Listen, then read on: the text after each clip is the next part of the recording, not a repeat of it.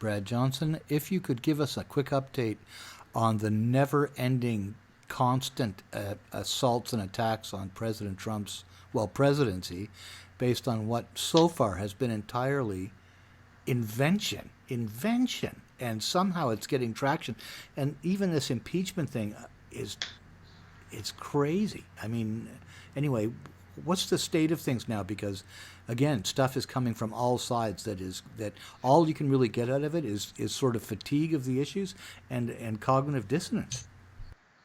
Yeah, it's a continuation of the same thing. This is all of this is just it's the exact same thing that the Mueller investigation was and that the FISA warrant was. It's all a continuation of that. It's just invent something and throw the mud against the wall and see what sticks. And they've just tried thing after thing after thing after thing, and it hasn't worked. And so the Democrats think they're getting a lot more traction with this Ukraine thing. So they've decided to go all in on this.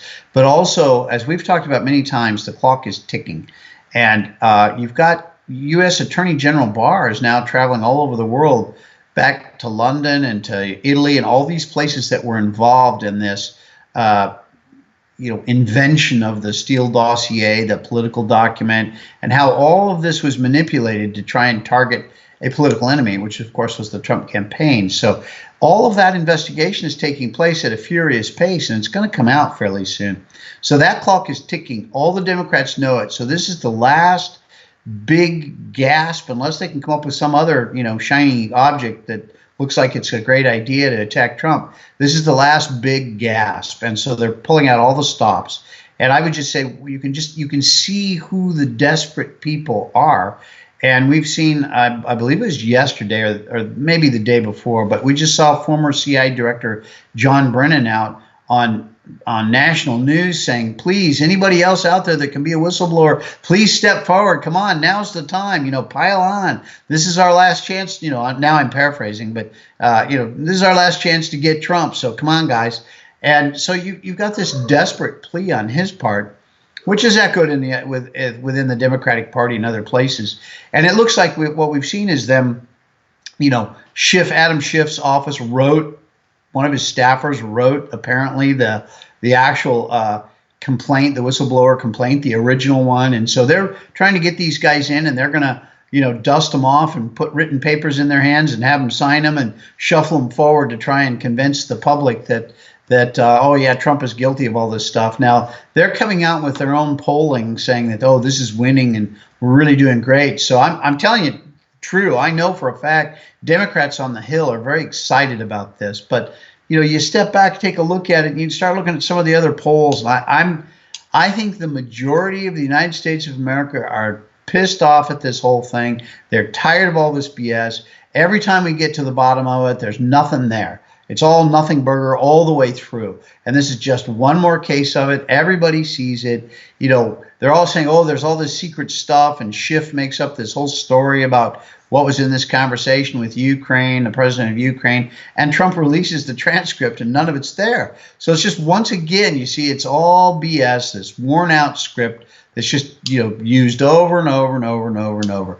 And the reason you're seeing it, particularly by like John Brennan, and I've said many times, with this Steele dossier, with this FISA scandal, Spygate, all of these roads seem to lead back to John Brennan as former director of the CIA. So who's the most vehement guy out there saying, oh, we got to get Trump? John Brennan. I think he's in a desperate position, knows he's going to be indicted and in a lot of trouble.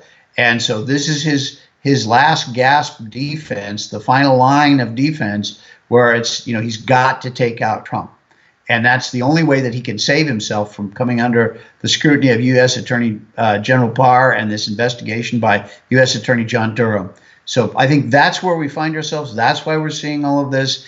It's all coming out, and we're going to see that the Comey, Clapper, John Brennan group with this overseas ventures, roping in the Brits in helping and the Italians in helping. I mean, that smacks of a CIA operation.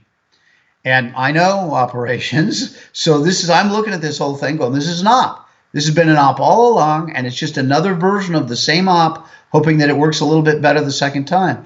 And one of the reasons why I'm personally fairly confident that John Brennan is behind all this is because the op is so half-assed. I mean, it's just not a very well done thing. And John Brennan was never an operator. I mean, he was an analyst and an apparatchik. He was a bureaucrat and then got put back in because he was a party loyalist. That's why he was director of the CIA. So this is the perfect type of op a guy like that would come up with, who just doesn't know what a real op is supposed to look like. So that's that's personally why I think John Brennan's behind it all. One of the reasons. I mean, there's a lot of evidence with these overseas ventures involved with all of this. Who's the natural player to do all that? Well, it's the CIA. So it just makes sense that he was involved with it. But we'll see. All this remains to be proven. But I think that's where we find ourselves. Last gasp defense.